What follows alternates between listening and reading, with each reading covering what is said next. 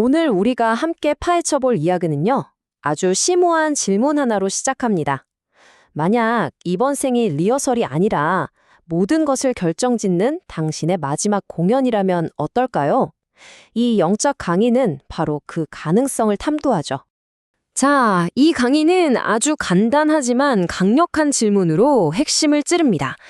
초등학교 졸업하고도 국어책을 계속 보나요? 당연히 아니잖아요.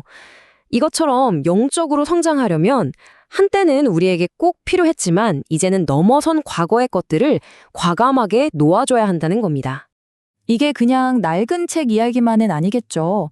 더 이상 우리에게 도움이 되지 않는 맑은 습관, 낡아빠진 지식, 심지어는 우리를 붙잡고 있는 과거의 인연들까지 다 똑같다는 거예요. 그렇다면 우리가 놓아줘야 할 것 중에 가장 큰 건 뭘까요? 이 강의는 바로 신에 대한 우리의 기존 관념이라고 말합니다.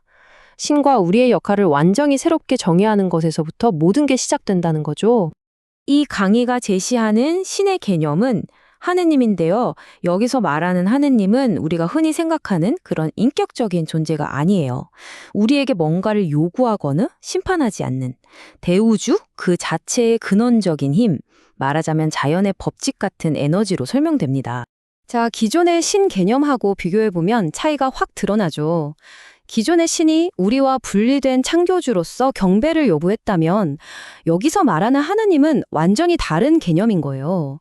우리가 그 일부로서 함께 움직이는 거대한 에너지의 총합이다. 뭐 이런 개념인 거죠. 그러니까 이 관점에서 보면 우리는 더 이상 우주의 피조물이 아닙니다. 오히려 우주를 움직이는 세포 같은 존재라는 거죠. 즉, 우주는 우리를 통해 스스로를 경험하고 행동한다. 우리가 바로 이 우주의 주인공, 주체인 셈이에요. 자, 우리가 우주의 운영자라면 그래서 뭐? 라는 질문이 나오겠죠? 그 결과는 뭘까요? 그 답은 바로 우리가 죽고 난 다음에 무슨 일이 벌어지는가에 달려 있습니다. 이게 핵심입니다. 우리가 죽는 그 순간의 의식 상태, 그 에너지 상태가 그대로 꽝 하고 얼어붙어서 영원히 지속된다는 거예요. 외부에서 누가 심판하는 게 아니라 내 마지막 모습이 곧 나의 사후 세계가 된다, 이런 의미죠. 그럼 우리의 마지막 모습이 구체적으로 어떻게 나뉠까요? 보세요. 오직 나 하고 나만 위해 살았다면 그냥 떠도는 귀신이 되는 거고, 아이고, 우리 가족, 우리 자식, 이렇게 가족에 대한 집착이 강했다면 조상신으로 남는 거죠. 반면에 더 큰 공동체를 위해 살았다면 사회를 돕는 대신이 되고요.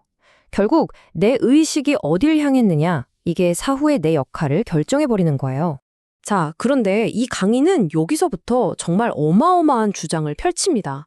지금 이 시대를 살아가는 사람들 중 상당수가 그냥 평범한 생을 사는 게 아니라는 겁니다. 원자료가 제시하는 숫자가 정말 놀랍습니다. 무려 30%.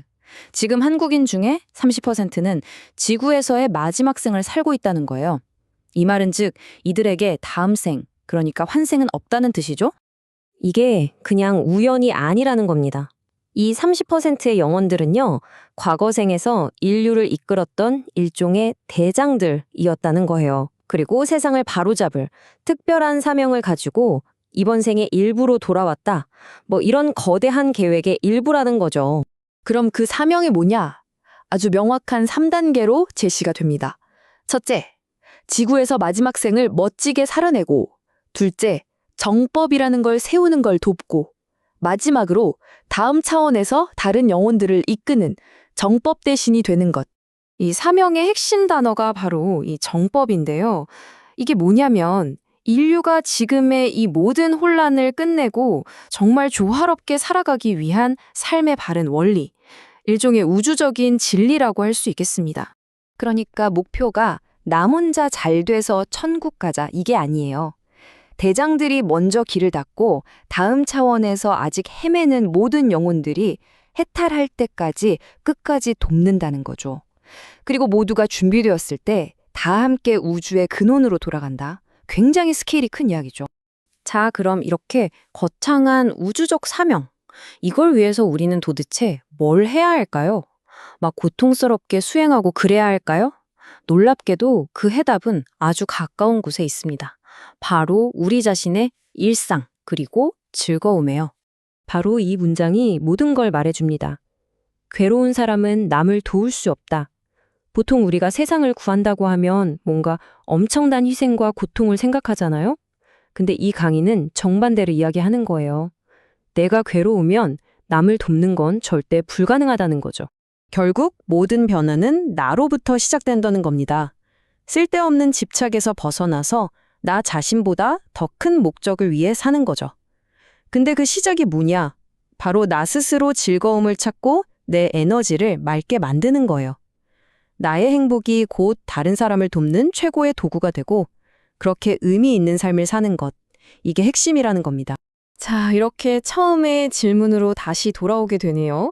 만약에 이번 생이 정말 리허설이 아니라 여러분의 단 한 번뿐인 마지막 공연이라면 여러분은 어떤 무대를 보여주고 싶으신가요? 이 강의에 따르면 바로 그 마지막 무대의 모습이 여러분의 영원이 되고 또 우리 모두의 미래를 결정할지도 모른다는 그런 이야기였습니다.